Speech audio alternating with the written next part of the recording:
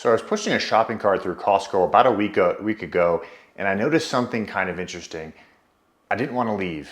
And if you knew me, you know that that sounds pretty weird because I'm typically the person in that kind of situation, counting down the minutes, looking at my watch, can't wait till things are done and we can just get the hell out of there and go home. But that evening was different. I was just there, talking to my wife, pushing the cart, looking at things in the shelves, and it just felt genuinely good.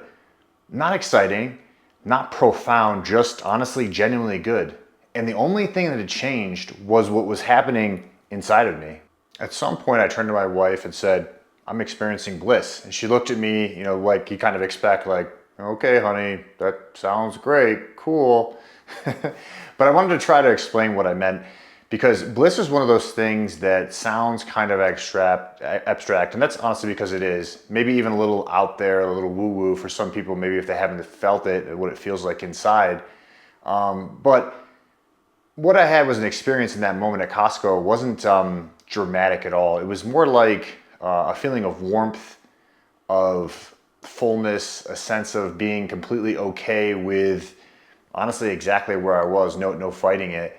No urgency, no resistance, no part of me scanning ahead, thinking, my to-do list of what I need to do. And Maharishi would call this bliss consciousness. And I know how that might sound, but in some way, it does feel like euphoria if I had to, use a word as a pointer. And in my personal experience, it's not, always that intense. I would say it's more like just inner peace, this coming home, this sense of harmony that kind of colors everything that you're experiencing. And what I noticed that particular evening was that it wasn't coming from the outside. The store didn't change, the shopping list didn't change. That stuff was all there. It was coming from the inside of me, from a level that had been quietly settling. All right, so I want to be real about something here because I think it's really important.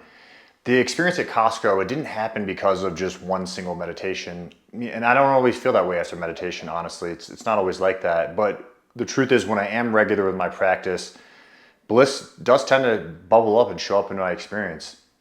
I know that's less exciting or dramatic of a breakthrough story than maybe having intense bliss or euphoria after just 15 minutes of meditation. But I personally think that we've been sold many quick fixes. And the thing is, the truth is, when I'm personally consistent in my practice, those experiences become more accessible. The baseline that I have of that bliss, it rises. And when I fall off and I'm not meditating, and honestly I have fallen off, I can feel it. There's no doubt about it. Things like Costco, when I'm out with my wife, they suck. Just being honest. And perhaps maybe the stress in my nervous system, it starts to build back up. And the meditations are still good. Because I think that there is no such thing as a bad meditation, but I'm not accessing that same depth where bliss resides, which is the experience of pure consciousness. That same reservoir, it's like the water in the glass getting muddier again and again. But when I make meditation a part of my routine, gradually, quietly, I definitely, without a doubt, I start to feel the difference in my perception, in my decisions, and how I experience ordinary moments. The practice isn't just like, it's not a switch, it's more like a dial. And the more consistently I turn it on, the higher my baseline goes up and the more I feel that bliss. Personally for me, one of the practices that's been most meaningful is transcendental meditation.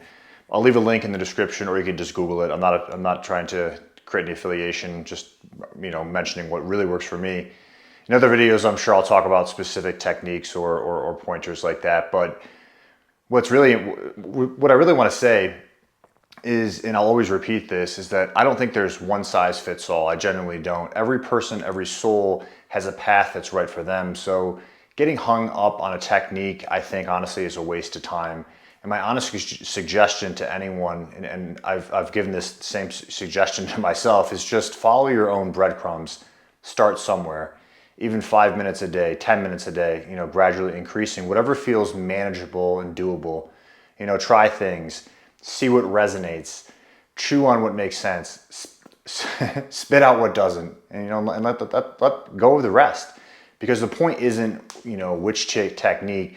The real point is regularity, showing up for yourself day after day and giving your nervous system a chance to settle. That's where I think the baseline rises, where the water starts to clear. And so with all that, let me connect this back to the model we've been building in other videos. So if you remember the tree, the root of a tree is being pure consciousness, the source of everything above it. And what a regular practice does is it keeps you connected to the root. It keeps it keeps the water clear. It keeps the soil fertile, and it keeps the seeds, your thoughts and intentions, which are the seeds, growing in an environment that can actually support them. And without that connection, you can still have a decent life on the surface. There's no doubt about that. But I think without a practice, there's a ceiling. There's this subtle contracted quality to everything, a filter, that never really quite clears. And the fruit that does grow, never fully reflects what's actually possible, what's actually unbounded. With that connection, something starts to shift. Not overnight, but steadily, like compound interest. I've talked about that before, meditation being compound interest, it grows.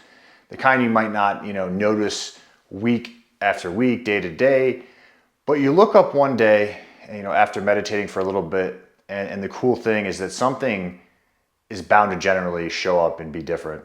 All right, so I'm gonna leave you with something practical, not a dramatic challenge, not a 30-day program, change your life, just a simple question. Is there a practice in your life, even a small one, that gives your nervous system a chance to settle down, that takes you beneath the surface of your thinking, even just for a couple minutes? If there is, tend to it, protect it, put a calendar hold on your invite, make it non-negotiable so no one can take it off your calendar and take it away from you, even on the busy days, and honestly, especially on the busy days. And at the same time, if there isn't yet, that's okay. Start small, follow those breadcrumbs, chew what makes sense, spit out what doesn't, and try something. Because what's waiting on the other side of a regular practice isn't just a calmer mind, it's a higher baseline, a clearer filter, a life that starts to feel, maybe in some ways, the way it felt for me in Costco, that moment that I talked about earlier. Present, warm, unhurried. Not all the time, of course, let's be real, but little by little, more and more, just genuinely good. Not because anything on the outside changed, but because the level you're experiencing it from quietly did.